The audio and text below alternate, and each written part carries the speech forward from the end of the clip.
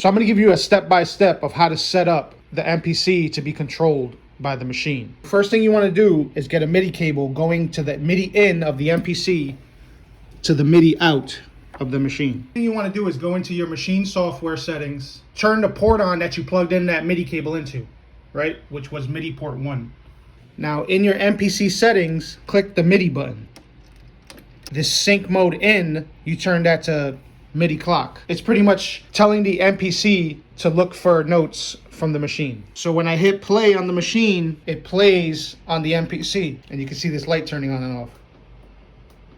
Now you open up a new group, go to pad 1, click your MIDI, your channel button, make sure you're on output. You go to MIDI, right? Now you're on MIDI, and you set the output destination to whichever port, which is going to be port 1, which is that cable going out to the MPC. So now when we load a sample into the MPC, which you can do through SCSI, or you can record it in, whichever one you like. Now it's going to be looking for the notes.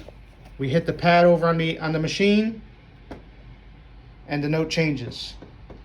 So now, effectively, this pad is assigned to this sample, which is number 60, C5. So now you hit keep.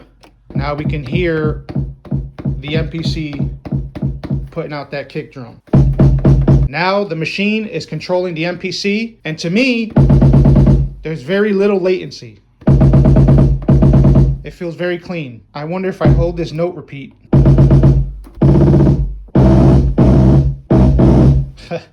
I don't think you can do that fast of a note repeat on MPC without changing the tempo.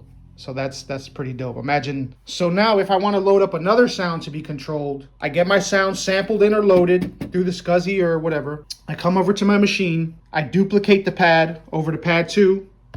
Now the only difference is you have to transpose this up by 1 or 2 or whatever. Just transpose it up, because now the MPC is going to see a different note coming in. So now this is your hi-hat. That's crucial. Don't forget that. Don't forget that. Every pad that you make has to be transposed to a different note. Just remember that. So now we have our hi-hat.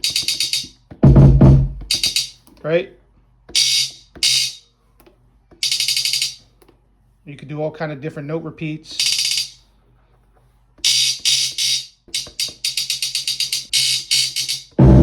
Now, one cool thing about Maschine is if you suck at playing in time, you can quantize your MIDI in notes, right? And then you can set your time signature, whatever. You know, that's up to you if you want to do that.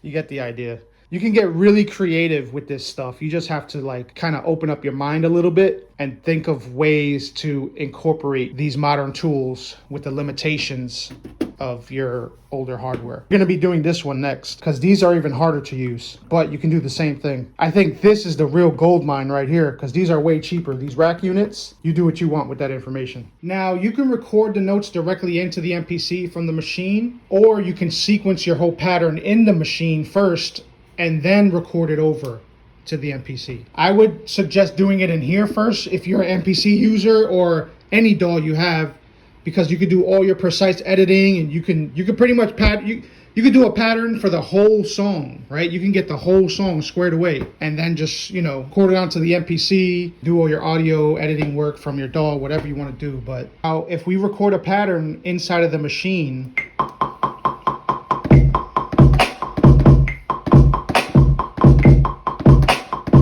you can let the MPC do the quantizing, right? That's something that you would have to play with because you can quantize inside of your DAW, right? But I think the MPC has a special swing to it. We recorded our unquantized pattern, right? Here you could do all your changes, your manipulations, you know, all your edits, right? You can do it real fast. You can do it here. You can do it in the computer.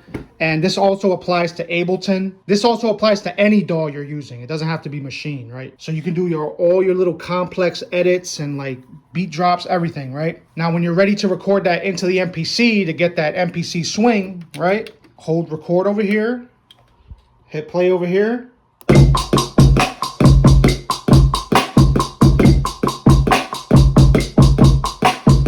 Now you have your pattern on your MPC.